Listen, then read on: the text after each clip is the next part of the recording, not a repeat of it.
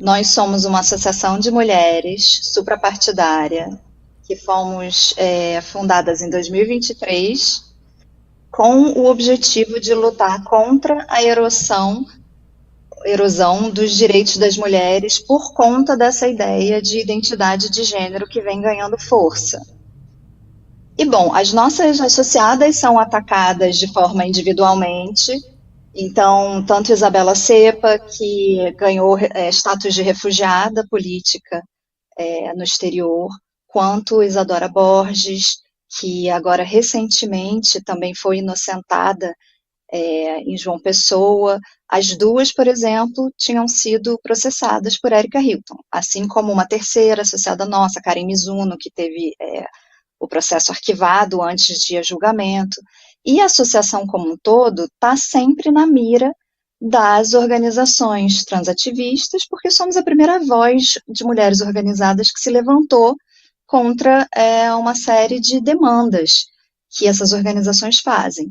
Então, por exemplo, Erika Hilton destinou R$200 mil de emenda parlamentar para uma ONG transativista, através do Ministério dos Direitos Humanos, para a criação de algo chamado Plataforma do Respeito, que, na verdade, tem por objetivo, segundo eles,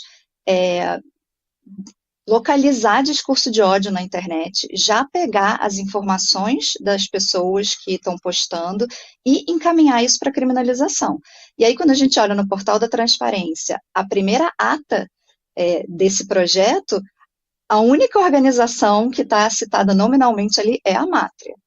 Então, assim, não é direto, mas o cerco está sempre ali tentando fechar em torno da gente, do nosso trabalho. Clarice, você falou do transativismo. Agora, as mulheres da Associação Mátria, elas entendem, aceitam que existam mulheres trans e aceitam as mulheres trans, ou não? Quer dizer, o problema é contra mulheres trans em geral ou contra o transativismo? São realmente coisas diferentes. Eu acho complicado, nós achamos complicado a denominação mulher trans, no sentido de que causa muita confusão.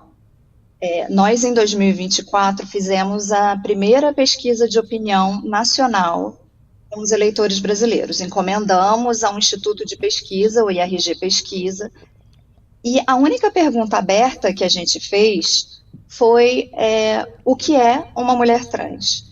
E a gente viu que 61% dos entrevistados não sabem o que é uma mulher trans. Não sabem que é uma pessoa do sexo masculino que se declara como mulher. Então, por exemplo, muitos acham que são mulheres que se identificam como trans, pessoas do sexo feminino, ou acham que são homens gays.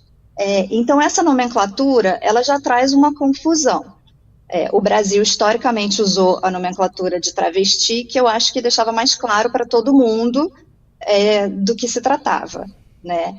Mas a associação não tem uma questão com os direitos das pessoas estarem no mundo como elas gostariam de estar. O problema começa quando existe um conflito entre certas demandas de que o conceito de identidade de gênero se sobreponha a sexo. E aí as consequências que isso tem para certos espaços das mulheres que precisam ser separados por sexo, por motivos de segurança ou de justiça, como no caso dos esportes, e também políticas públicas que estão sendo impactadas por isso. Clarice, entre essas políticas públicas, a gente pode considerar aí as cotas, por exemplo, para pessoas trans, como tem lá no Rio Grande do Sul, governado pelo Eduardo Leite. Quer dizer, as cotas para pessoas trans vão contra os interesses das mulheres? Olha, o problema das cotas é mais abrangente até. Eu acho que ele é um problema para todas as populações que já são alvo de cotas legalmente, porque em alguns casos as cotas para trans, apesar de não estarem na lei, estão comendo por dentro das cotas legais, então as cotas raciais, sociais, indígenas, quilombolas, PCD. Em outros lugares, em outras universidades em especial, que é quem está adotando essas cotas, são vagas extranumerárias, mas de toda forma nós estamos falando de recursos limitados que uma universidade tem e que está alocando para essas pessoas com base simplesmente na autodeclaração, sem nenhum estudo que comprove que de fato é uma população que precisa dessa política.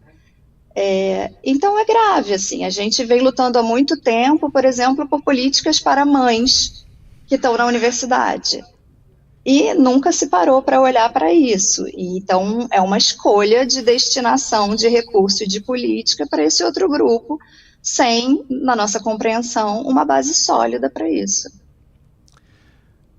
Por que você acha que aconteceu isso? Ou seja, as demandas de mulheres por intervenções como essas, tem um espaço para deixar os filhos quando eu estou na universidade, ou mesmo as creches, né, um problema antigo que começou a ser resolvido no Brasil faz pouco tempo, né? Por que essas demandas todas não foram solucionadas antes de se começar a dar atenção às demandas desse outro público? Bom, eu acho que a resposta aí ela não é única. Tem várias coisas que a gente pode levar em consideração. Primeiro, essas mudanças que as mulheres demandam são mulheres estruturais, são mudanças estruturais de verdade, que demandam um investimento grande e que demandam uma mudança na sociedade, numa forma de ver o papel da mulher e o estar da mulher nos espaços. Por outro lado, é muito fácil sinalizar virtude através de bandeiras trans em todos os lugares e simplesmente dizer que se aceita a identidade trans. É algo que não muda de verdade problemas muito estruturais na sociedade.